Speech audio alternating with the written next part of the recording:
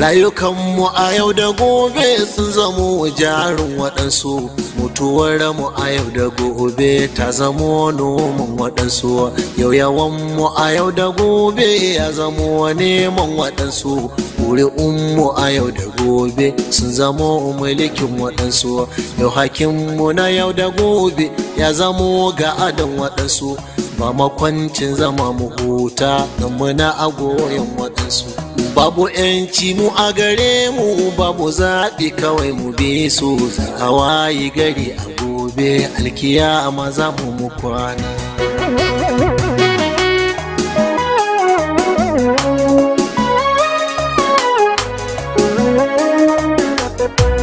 Yau gare ka gobe waninka ba a kanka aka tsira ba, yahudin hijira muke yi gobe an tashi alkiyama. Yau gare ka gobe waninka ba a kanka aka tsira ba, yahudin hijira muke yi gobe an tashi alkiyama.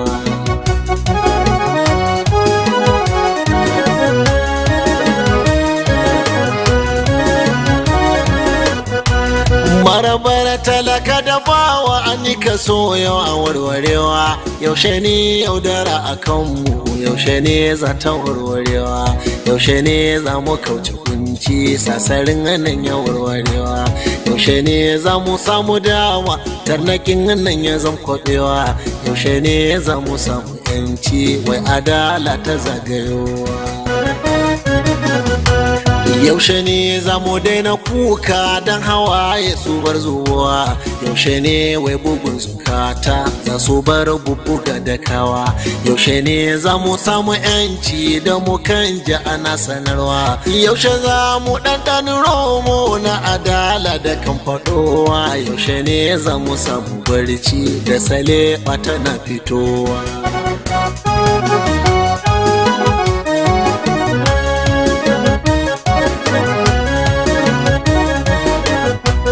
Yaushe ne za a daina dukan talaka a hana shukuka, yaushe ne za mu gane doka na gare ni tana gare ka, yaushe ne za a sanya doka sama da ƙasa abu duka, yaushe ne masu yin hukunci za su zaratar ƙasan ta doka, yaushe ne jami'an tsaron muwa za su bar warware da tukuka. Yaushe ne yaudarar talaka za ta samu ƙarshen gudana, yaushe ne yaudarar siyasa za ta zo ƙarshe a waina, yaushe ne talakan ƙasata za ya samu kansa ganina, yaushe ne za a juya hali bara gurbi ya daina ɓarna, yaushe ne juyin juya hali na nagarta a zai gudana. Yau gare ka gobe wani kama akan ka aka tsira ba yahudi hijira muke yi gobe an tashi alkiyama. Yaushe ne za mu sam salama da sa'ida ko ƴan uwana, yaushe ne za mu sam sawaba da sa'ada ko ƴan uwana, yaushe ne dangi zukata za su san mu sanyin lumana, yaushe ne wai yaushe ne wai yaushe ne ranar nufina, yaushe ne ranar tsaya hawayen da ke gudana. Yan uwanmu na nahiyar mu sun zamo yan gudu a ɓuya, an rugu-ruguza nahiyar mu wacce tuntune ke a waya, an kisan gilla gare mu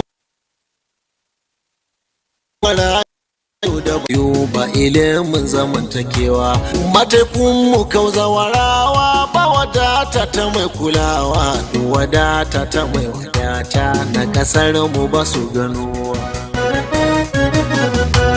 Dubi 'ya'yanmu na marayu ba su san me aka nufa ba, 'yan ƙanana 'yan bani babu, 'yan dagwai-gwai da ba kulawa, ba tufafi babu abinci ba muhalli na kwanciya ba, ga sun san haƙurƙuransu ba su zarci ƙididdiga ba, muna nan muna ta barci sai ka ce baba ni adam ba. Yau gare ka gobe wanin ka ba akan ka aka tsira ba, yahudi hijira muke yi gobe an tashi alkiyama. Wa against terrorists muke yi masu sanho da masu adda, za a kau da dabar ta'adda yan kisan kai da al'amuda, masu ta da kaya ta waya gare ku nake kasida, ita ƙilla aina kana mafitar masu san sa'ida, bindiga gari yau da sanda tattara su musam sa'ida.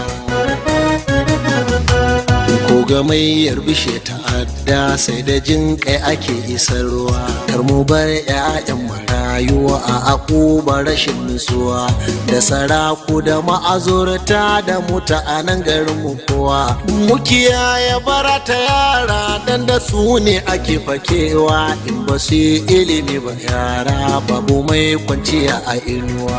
Yau gare ka gobe wanin ka ba akan ka aka tsira ba, yahudi hijira muke yi gobe an tashi alkiyama. Yau gare ka gobe wanin ka ba akan ka aka tsira ba, yahudin hijira muke yi gobe an tashi alkiyama.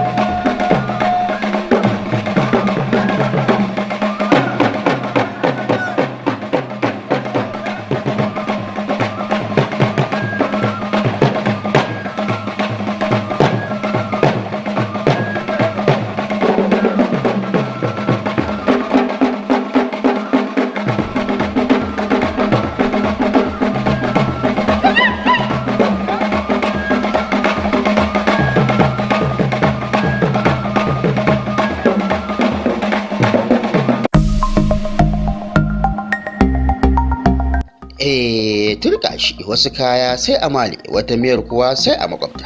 Domin samun kowaɗanne irin nau'in kaya domin haɗa wutar lantarki, manya ko matsakaita ko kuma ƙanana, sai ku garzayo katafaren kantin a Hassans Electrical da ke a cikin birnin Katsina. Lallai mun shahara a fagen samar da manyan wayoyi, ƙanana da matsakaita, da kuma kacokan transformomi, kayan kyale-kyale da na ƙayata gidaje da ofisoshi. Kai, duk wani abu da ya shafi wutar lantarki ba ma ƙasa a guya wajen samar da shi. A Hassan na maraba da 'yan kwangila masu sayan ɗaiɗai ko kuma masu sari. Matuƙar inganci, ƙarko, kyau gami da rangwame kuke bukata, to ku garzayo katafaren kantin a Hassans Electrical. A Hassans Electrical na nan a bisa kan titin IBB da ke a kofar ƙaura, yana kallon gidan ruwa wato waterboard da ke a cikin birnin Katsina. A Hassans Electrical, sayan nagari mai da kuɗi gida ne.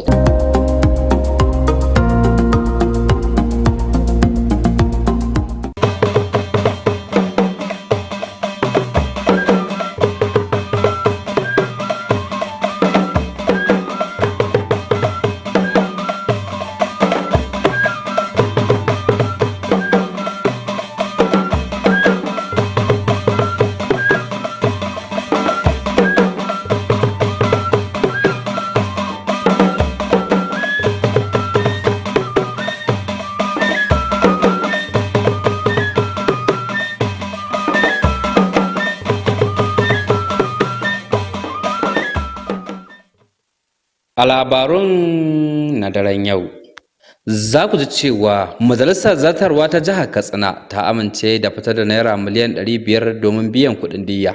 Gwamnatin jiha za ta kashe kusan sama da miliyan 750 domin ta biya mutane diyya na wannan gidaje na gwamnatin tarayya da za a gina.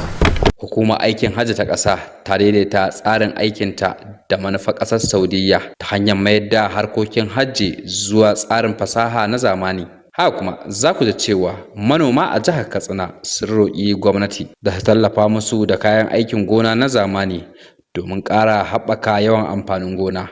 Ya kamata shi ma gwamnatin ta taimaka ta ba ma kamar ɓangaren shi iri, saboda shi iri wani lokacin tun anan akan samu matsala ma a wajen noma. Masu kallon mu barkamu da wannan lokaci da muke kawo muku labarai kai tsaye tare da ni Jamilu Samaila Dangana ga labaran. Majalisar Zartarwa ta Jihar Katsina ta amince da fitar da Naira miliyan 500 domin biyan wanda aikin gidaje na gwamnatin tarayya ya shafa a garuruwan Modoji da Buru a matsayin kuɗin diyya.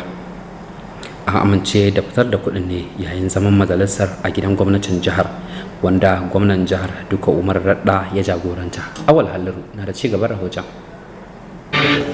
Da yake yi wa manema labaru jawabi bayan taron, kwamishinan ƙasa da tsare-tsare Dr. Faisal Musa Kaita ya bayyana cewa diyar za ta shafi masu gine-gine da waɗanda ba su fara ɗora gini ba da kuma gonaki gami da bishiyoyi masu daraja ta mahangar tattalin arziki da aka karɓa domin aikin. Gwamnatin jiha za ta kashe kusan sama da miliyan 750 domin ta biya mutane diyya na wannan gidaje na gwamnatin tarayya da za a gina kamar biyar. A fannin tsare-tsaren kuɗi, majalisar ta amince da tsarin kuɗin kashewa na shekaru biyu, wato daga shekara ta 2006 zuwa ta 2027. Yin wannan zai taimaka wajen ainihin transparency, wato kan kekere-keken kudaden shiga da kudaden kashewa, zai kuma ba mu ma'aikatu dama ta yadda za su shirya kasafin kuɗinsu na shekaru 3 masu zuwa. Domin ƙara fito da yankunan karkara, majalisar zartaswar ta kuma amince da gina ƙaramar gada a kan titin Ruma zuwa Daneji cikin ƙaramar hukumar Sandamu. Aikin za a haɗa kuɗinsa ne tsakanin gwamnatin jihar da asusun haɗin gwiwa na gwamnatin jiha da ƙananan hukumomi. Asasa wannan aikin da gyara shi zai inganta rayuwar al'umma da kuma kawo musu sauki a al'amuransu, musamman wajen fito da kayayyakin amfanin gona da kuma zirga-zirga ta ɗaukar ko majinyata da kuma zuwa sada zumunci. Haka kuma domin ƙarfafa tsaro tun daga matakin farko, majalisar ta amince da gudanar da tarukan tsaro kowane wata da zai hada da sarakunan gargajiya tun daga matakin mazaɓa har ya zuwa na jiha. Wannan an yi shi ne domin duka wanda yake zaune cikin ƙananan hukumomi, kowane ƙauye yake yau yana da abin cewa a cikin sauƙin ƙananan hukumomi da abin da yake ya shafi tsaro da ci gaban al'ummar shi da kuma abin da ke damunsu. wannan wani abu ne wanda shi ne dama babban makasudin abin da ake ce ma tsarin mulkin ƙananan hukumi. Shi mulkin ƙananan hukumi abin da ake so dama ya taɓa wanda ke cikin ƙauye ko ina yake. ƙudurorin da taron majalisar zartarwar ta jihar karo na 11 iya cimmawa na nuna jajircewar gwamnati kwararda wajen gudanar da jagoranci cikin hikima da kuma bunƙasa ababen more rayuwa a jihar. Bayyana amfani da sadarwa ta zamani domin inganta ayyukan hukumar. An bayyana haka ne yayin taron masu ruwa da tsaki da hukumar ta shirya domin yin bita akan ayyukan hajji na shekarar 2026 tare da shirin aikin hajji na gaba. Ga fasarar rahoton Abubakar Akwanga. Hukumar alhazai ta ƙasa ta gudanar da taron masu ruwa da tsaki domin nazarin yadda aka gudanar da aikin hajjin shekarar 2026 tare da gabatar da sabbin tsare-tsaren gyara da nufin ƙara inganta gudanar da aikin hajji na shekarar da ke tafe. A yayin taron, hukumar ta bayyana cewa tana ci gaba da daidaita ayyukanta da manufar ƙasar Saudiya shekarar 2030 ta hanyar amfani da fasahar zamani wajen sauya tsarin gudanar da harkokin hajji zuwa na dijital domin ƙara inganci sauran gudanar da aiki da kuma tabbatar da gaskiya da riƙon amana. Ina sanar da dukkan masu hidima na cikin gida da ƙasashen waje cewa zamani da gazawar ɗan kwangila ba za ta sanya a ƙi aiwatar da hukunci ba. Dole ne alhazai su samu cikakkiyar hidimar da suka biya kuɗinta. Daga yanzu za a ba da kwangila ne bisa nagartar aiki da ƙwarewa ba tare da son rai ko fifiko ba. Haka kuma taron ya sake jaddada aniyar hukuma na aiwatar da cikakken shirin gyara da hukumar ta tsara wanda ya haɗa da inganta shirye-shiryen aikin hajji, ƙarfafa haɗin gwiwa da masu ruwa da tsaki da kuma samarwa alhazan Najeriya ingantattun ayyuka tun daga shirye-shiryen tafiya har zuwa dawowarsu gida. Mahalarta taron sun bayyana cewa aiwatar da wannan gyare-gyare zai taimaka wajen ƙara inganta tsarin gudanar da aikin hajjin Najeriya tare da tabbatar da cewa alhazan ƙasar na samun kulawa da hidima mai inganci da ta dace da ƙa'idojin ƙasa da ƙasa. Daraktan hukumar ƙidaya ta ƙasa reshen jihar Katsina, Usman Sa'idu, ya tada da muhimmancin ingantattun bayanan ƙidayar jama'a wajen tsara ci gaba mai ɗorewa. Ya bayyana haka ne yayin da ya bakunci shirin barka da safiya na gidan talabijin na NTA da ke Katsina. Jamilu Ahmad na da ci gaban rahoton. Ana gudanar da bikin ranar yawan al'umma ta duniya a ranar 11 ga watan Yulin kowace shekara domin wayar da kan jama'a game da batutuwan da suka shafi yawan al'umma da tasirin su ga ci gaba mai ɗorewa, kiwon lafiya, ilimi, samar da ayyukan yi da kuma kare muhalli. Da yake jawabi a yayin shirin, daraktan hukumar ƙidaya ta ƙasa reshen jihar Katsina ya bayyana cewa samun ingantattu kuma sabbin bayanan yawan al'umma na da matuƙar muhimmanci wajen tsara manufofin gwamnati, tsara shirye-shirye na ci gaba da kuma tabbatar da adalci wajen rabon ayyukan more rayuwa ga al'umma. Ya ƙara da cewa sahihan bayanan yawan al'umma na da taimakawa gwamnati wajen gano bukatun al'ummomin tare da inganta tsare-tsare da bunƙasa ci gaba mai ɗorewa a jiha da ma ƙasa baki ɗaya. Ina ya kamata a yi asibitoci da suke bukatar asibitoci, ina ne yawan jama'a sai kai a yi masana'antu ko a yi wasu kasuwanni da ya kamata a yi. To wannan bayanai a koda yaushe suna taimaka ma gwamnati sosai wajen wannan tsare-tsaren nan inda za a yi wa'innan abubuwan da suka shafi al'umma.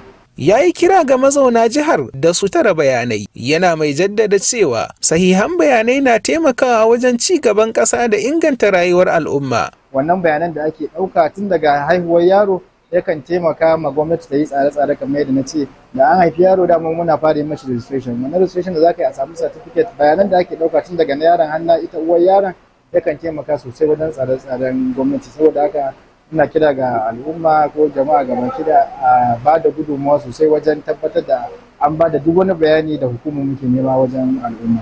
Haka zalika ya jaddada muhimmancin haɗin gwiwa tsakanin gwamnati, abokan hulɗar ci gaba da kuma 'yan ƙasa wajen inganta tsarin kula da yawan al'umma cikin nagarta domin a tabbatar da cewa albarkatun da ake da su sun dace da bukatun al'umma da ke ci gaba da ƙaruwa.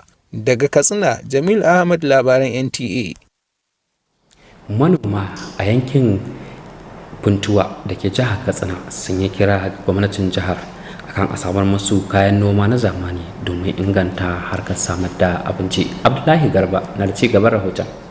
Yankin Funtuwa yanki ne wanda yake da kasar noma wanda ake noma mabambantan kayan abinci. Bayan haka sakamakon rashin kayan aikin noma na zamani yake ci gaba da zama barazana da kawo cikas domin samar da wadataccen abinci. Sakamakon haka ne manoman suke kira ga gwamnatin jihar Katsina da taimaka musu da kayan aikin noma na zamani. Kuma tallafin da za ta yi mana a bisa gurgudun ikonta, taimaka mana da taki da sauran abubuwa kamar na kayan feshi da 'yan kudin noma haka da fada waɗannan abubuwa.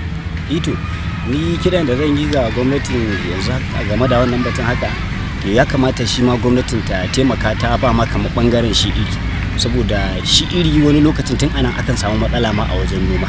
Wani zai iya zuwa ka siyo iri a kasuwa kila baka san yanayin ingancin shi yake ba, a zo a shuka tun daga nan kuma aka samu matsala tun shuka farko, to daga nan matsala ta riga ta shiga.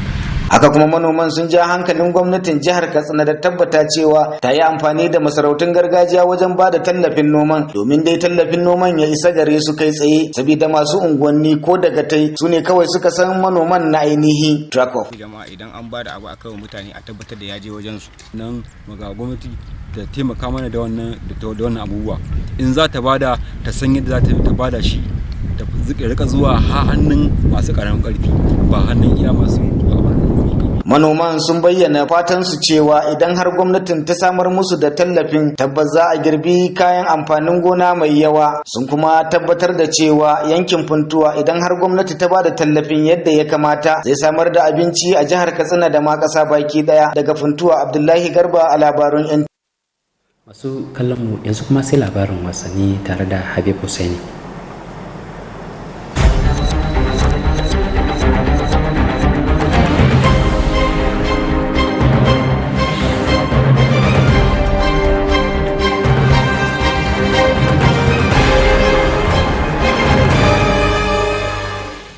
Ƙungiyar 'yan wasa maza ta wasan raga ta Najeriya na ci gaba da ƙoƙari a gasar cin kofin nahiyar Afirka da ake gudanarwa, inda ta doke mai masaukin baƙi ƙasar Cote d'Ivoire da ƙwallo 3-0.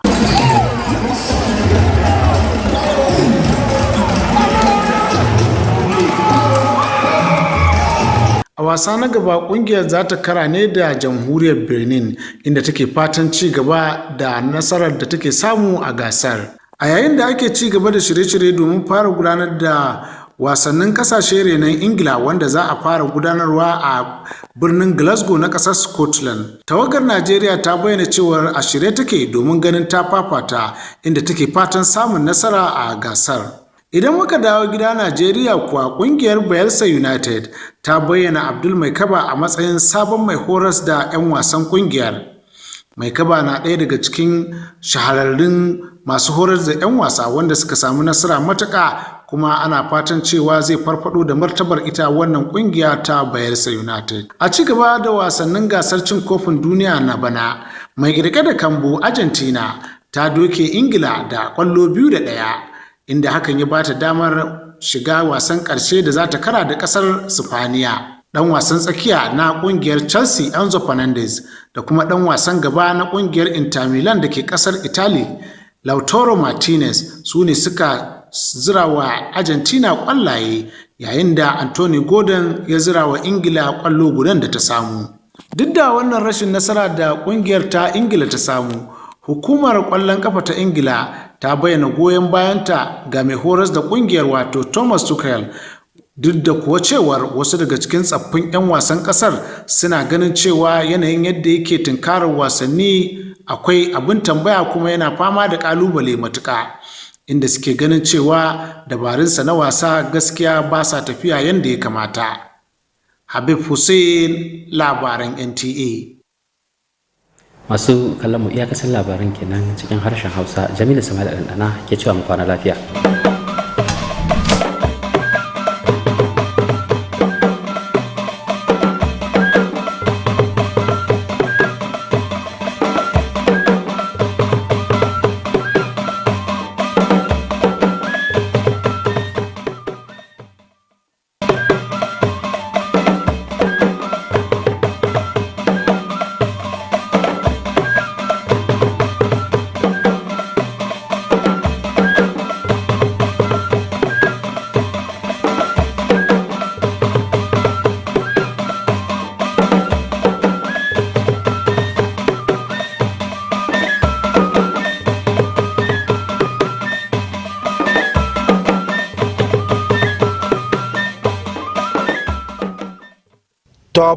on the news.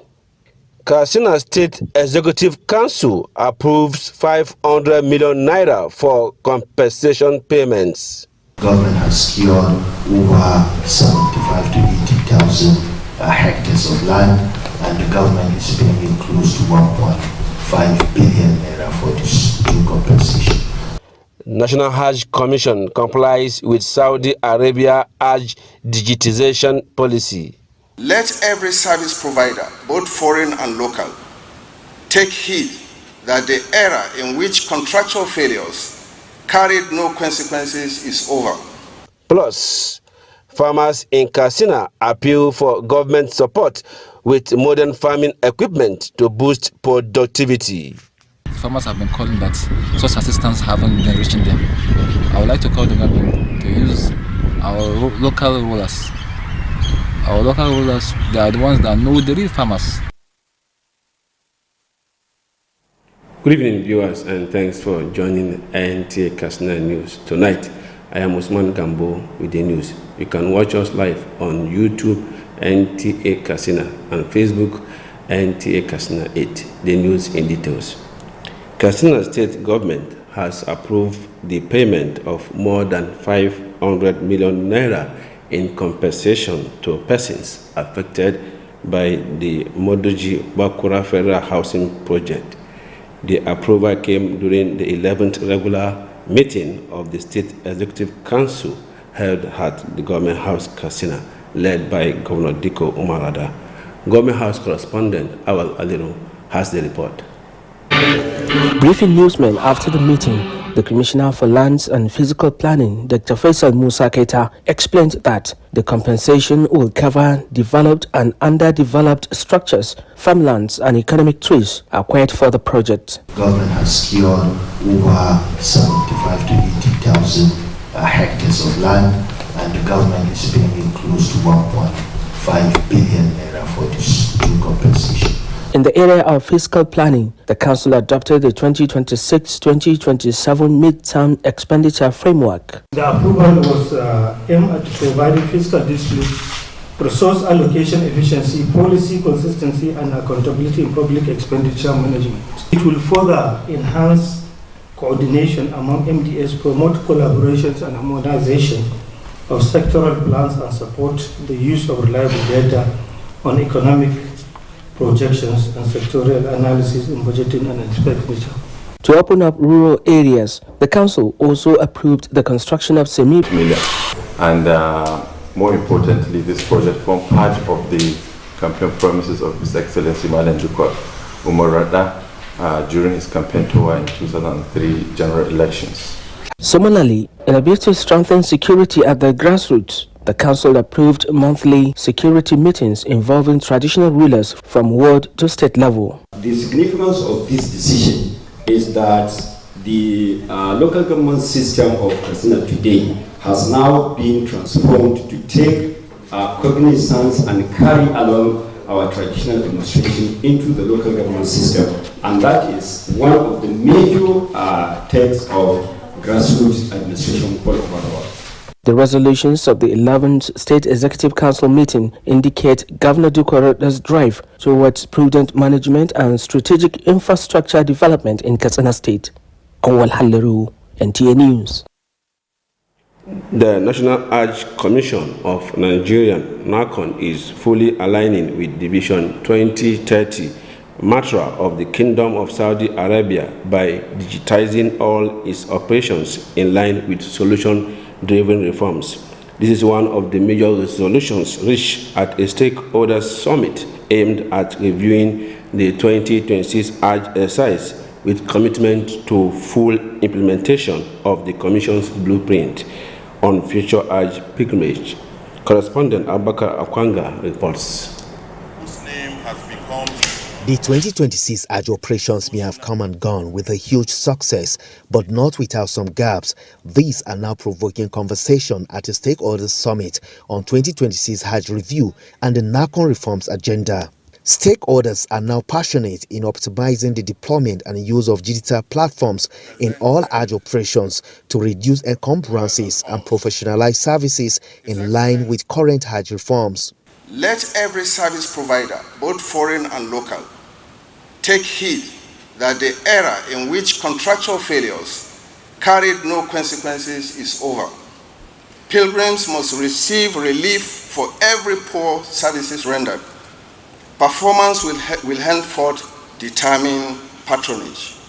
During a presentation by the Secretary General of the Nigerian Supreme Council for Islamic Affairs, Professor Isaac Oloyede, 16-point solutions were proffered, suggesting independence of the Hajj Commission. Whether elderly persons who access essential services, whether complaints were resolved promptly, whether women felt safe and adequately supported, whether meals met health and cultural expectations, and whether pilgrims were able to perform their rites with minimal avoidable hardship. Representative of Vice President Kashim Shettima, Hajj administrators, scholars, and strategic partners commended the Commission for its sincerity, transparency, and forward-thinking leadership, and urged the Commission to remain steadfast in the spiritual task of serving Allah and humanity. The President gave us an open check, gave the Vice President to say, look for new leadership, because I have a commitment during our tenure to make sure that we have reformed the Hajj process. As a first-time measure, priority is being gradually shifted to Hajj savings scheme, pilgrim education, and domestication of major Nigerian languages as part of major reform. The Director of National Population Commission, Katsina State, Usman Said, has underscored the importance of accurate population data in driving effective planning and sustainable development in Nigeria. The director stressed this while featuring on Nta Katsina live weekly Hausa program, Barka da Safiya, to commemorate this year's World Population Day. Jamilu Ahmad completes the report. World Population Day is observed annually on the 11th of July to raise awareness about population issues and their impact on sustainable development, healthcare, education, employment, and the environment. Vita helps government identify the needs of the communities, contribute to effective planning and sustainable development in Katsina State and Nigeria as a whole. All these data that we're collecting, it's used to help government to at least plan for whatever they want to plan for the masses. Like maybe if government wants to construct a hospital, it has to use the data to know where they require that kind of hospital. If it's school, being it hospital, school, and other infrastructure that maybe the masses might need from the government. He urged residents to cooperate with the Commission during demographic surveys and other data collection exercises, emphasizing that reliable information contributes to national development and improve quality of life. Whenever our staff or personnel are there to collect data, I give them maximum cooperation. Whatever data they need, they are going to use that data for your benefits, not for the benefit of the government or for them. He also highlighted the need for the collective effort by government, development partners, and the citizens to promote responsible population management and ensure that available resources meet the growing needs of the population. In Katsina, Jamil Ahmad, NTA News. Farmers in Funtua area of Katsina State have appealed to the state government to provide them with modern farming equipment and other agricultural inputs to boost food production and enhance food security. The farmers made the appeal while speaking on the prospect of this year's farming season with correspondent Ablai Garba. Puntua area is largely an agrarian community with vast arable land suitable for the cultivation of a variety of crops. However, inadequate access to modern farming equipment and improved agricultural input has continued to affect farmers' productivity, posing a threat to food security. This has prompted farmers to appeal to Katsina State government for support to ensure that government support reaches the intended beneficiaries. Some of the farmers call on the government to channel any interventions through traditional rulers to guarantee transparency and fairness in the distribution process. Government have been implying to assist from the farmers, but the farmers have been calling that such assistance haven't been reaching them. I would like to call the government to use our local rulers. Our local rulers, they are the ones that know the real farmers, and surely by using these local rulers, they know the real farmers and the real farmers, and whatever government brings to assist the real farmers, it should surely meet the real farmers. Inshallah. The farmers express optimism that with the adequate support this year farming session will record a bumper harvest. They maintain that Funtua area has the potential not only to meet the food need of Katsina State, but also to contribute significantly to the nation's gross domestic product. In Funtua, Abdullahi Garba, NTA News. Let us join Habib Hussein in the world of sports.